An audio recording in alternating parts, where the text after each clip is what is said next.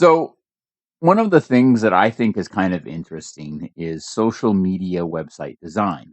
I look at the different types of designs that I see on the different big social media websites, and I can see that they are espousing effectively different design philosophies as much as they are espousing a different philosophy on life. One of the big things about Reddit is that if you downvote somebody, you're censoring them. And that is something that a lot of people kind of understand because if you don't like what somebody says, downvoting them enough to get them below the view threshold is often used as an effective way to censor other people or bully them. And so as a result of that, you'll often find that people with an opinion that is absolutely factually correct will often get people who will then go out and downvote brigade them to -4 or -5 just to get them below the threshold. And then at that point, what happens is there's kind of this weird game that goes on, and people will upvote them back to make them visible again. And then that person will do what they can to try to downvote them again. And what happens is you effectively end up with somebody trying to use a downvote brigade on a single comment just because they don't want that person's comment to be seen. Now, I find this interesting because what it does is it actively kind of promotes censorship. If you have an up down vote system and you're using minimum votes to figure out if it's even visible or not, what you're really doing is saying, look, if this is popular, show it. If it's not popular, don't show it. And the problem with that is there's a lot of things that are extremely unpopular that are still true and accurate that would actively help people if people saw it. And so, from my perspective, things that are not popular are not always offensive. Sometimes they're just accurate and it hurts people's feelings. And because of that, people's getting their feelings hurt, they downvote to reject it because they personally don't like having their feelings hurt.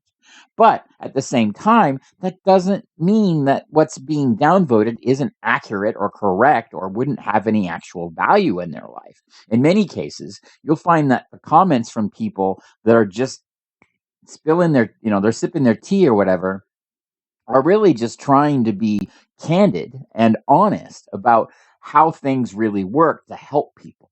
And so, as I've been trying to look at the designs of different social media websites to understand their design philosophies, this has always been an interesting thing to me because I look at Reddit, and one of the core problems with Reddit is that if you do not agree with something that the masses agree with, because the masses are wrong, for example, if they say, something divided by zero is one, then that's obviously mathematically wrong. The fact is, what happens there is censorship becomes a part of the culture. If something isn't liked, it's rejected, not because it's inaccurate, but because it's too accurate and too helpful. In fact, you'll often find that there are people who will downvote things that help other people simply because they don't want those people to be helped. And so as I'm looking at the design of social media websites, one of the things that I want to do in anything that I build is I want to stay away from the simple upvote downvote dichotomy because, from my perspective, it's lowering the resolution of feedback far too much.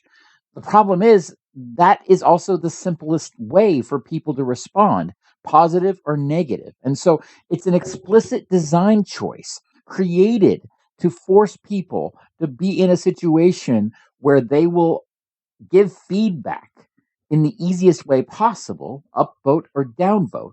But it's done at the expense of the resolution and the nuance of what that feedback could be. Even worse, if somebody is out there censoring people by trying to downvote them, it's impossible to find out who these bullies are and deal with them accordingly unless you contact the admins and they actually think it's worth their time to look into it. The fact is, I think by design, a system should be healing. It should be able to heal itself. It should be able to say, look, This person is following you. They're stalking you. They're downvoting everything you say, and they've gotten, all their friends to do it too. Here's these accounts that have downvoted this thing, and here's how they're all connected.